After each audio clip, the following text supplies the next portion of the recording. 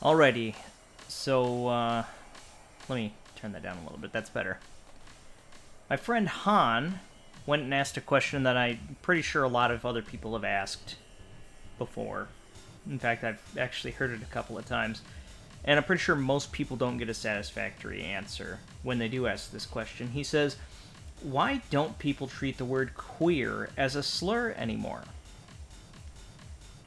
And he's, of course, making this post in response to this image here on the screen, where it says, "Straight ships so good they feel queer." And at a glance, from a layman's perspective, it doesn't really make much sense. But me, as an actual fucking retard who willfully exposed himself to a bunch of cognito hazards, I can actually explain it. And, you know, most people don't like to hear that explanation. I'm gonna do that anyways. So, I'm actually gonna read off the response that I sent to his tweet. And hopefully that helps some of you develop better understanding. At least that's what I'm aiming for here. I'm trying to be quick about it. But the answer is critical queer praxis. It's the practical application of critical queer theory, which reframes Marxist critical theory around normalcy. Queer exists as a descriptor in opposition to normalcy, which is an arbitrarily created form of property. Those who dictate what is normal do so to oppress queers in order to manufacture a divide. In accordance with the Gnostic roots of Marxism, this branch of neo-Marxism has its demiurgical force, which is an unnatural evil. Which is unnatural and evil. I can read my own posts, okay? I wrote them. I just can't read them good, because I don't do good at reading. It's not my thing. You know, I'm going to keep that image up on screen a little longer. I was just about to remove it. We're going to keep it there. And, you know, it's really important to understand the Gnostic roots of Marxism. Karl Marx's works were purely religious in nature. It's a faith in rejection of reason, right? It's purely based on a rejection of reason and taken as a matter of faith, which is, you know, the exact opposite of Christianity, which is a religion rooted in faith that actually coexists and thrives alongside reason. You know, Christianity actually invites you to ask questions and to understand.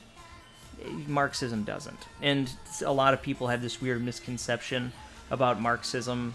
They believe that communism is about economics. It never was. It's not. In fact, the original working title of Karl Marx's Communist Manifesto was originally the Communist Declaration of Faith. And that wasn't an accident. In fact, he had to change the title because he was trying to market it as the true history of science. He never called it the true history of money. It was the true science of history, and I said that backwards a second ago, and I just now realized that. But getting back to the post, I say, the post you are reacting to fits within this framework perfectly. So good it feels queer. And I guess I can pull that down now. We don't really need that anymore. That's kind of getting in the way. So good it feels queer is a statement that operates within the ontology of critical queer theory insofar as normalcy and queerness exist in opposition to each other, with one being better than the other. Of course, normalcy being the demiurgical force... form. Yeah. Holy shit. Of course, normalcy being the demiurgical form of arbitrarily created property is bad. Queerness, the product of oppression, is a righteous rebellion against the unnatural order.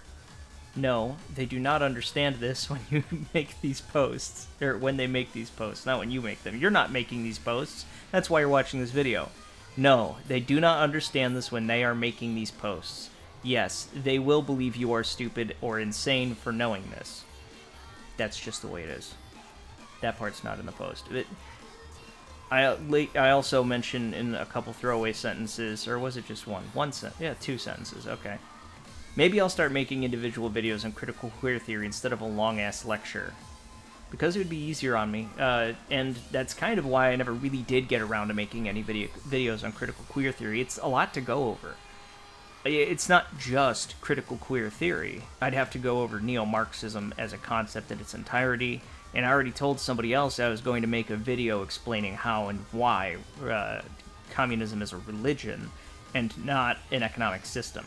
There's this common misconception that it's purely economics because of framing, and it's a easy to develop heuristic when you're told your entire life it's about economics, it's about money.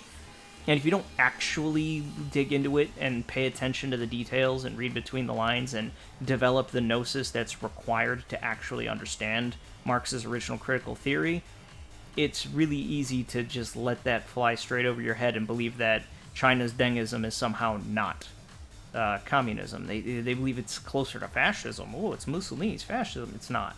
It's communism. And to be fair, fascism is basically communism anyway, so splitting hairs in that area is kind of silly. It's kind of important to be reductive when talking about these things. You need to treat these ideas as stupid as they are. Treat them as stupidly as they are, because they're fucking retarded. There's no getting around that. There's no logical foundation. There's no reason behind it. It's, like I said, an overt rejection of reason. I will actually be doing a couple more short videos like this one, going deeper into critical queer theory, because there's always posts being made by leftists all of the time about the most insane backwards bullshit. Always attacks on heterosexuality and just heteronormativity at large, which unfortunately is a word I have to use because they kind of control the conversation. For my entire life, Marxists have controlled all of the institutions, and that's kind of the world we're stuck in. So yes, I have to use the word heteronormativity, despite the fact that it's a term that shouldn't really exist. It's sad, really.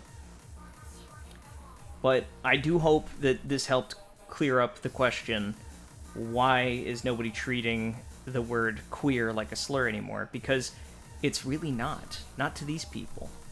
It stopped being a slur when these people were taught to have this critical queer consciousness. When they were taught that queerness and normalcy exist in a constant class struggle between the two. And of course, this isn't an understanding they have explicit knowledge of. This is something that's been pushed onto them. It's axiomatically spread. These people don't actually understand the finer details. They can't even begin to put these things into words, which is why when someone like me shows up and uses this psycho-retard nerd babble, it's easy to dismiss me as someone who's just crazy and stupid. It's unfortunate, but I did waste a lot of my youth reading a bunch of stupid bullshit. Like I said, I willfully exposed myself to a bunch of cognito hazards when I was younger. It was kind of my thing. Anyways, I'm going to wrap it up here. You guys need to check out Han T. Miles. He's my boy. I like him. He's great.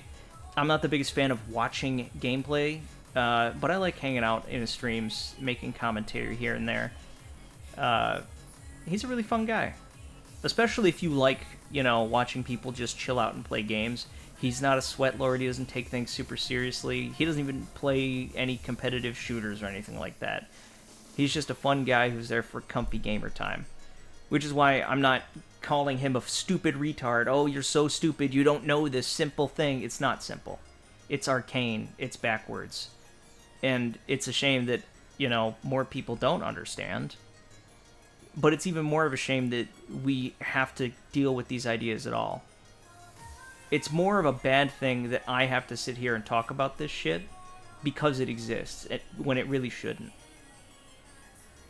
Anyways, you guys all have good days or nights or mornings or whenever you're watching this. Bye, I love you.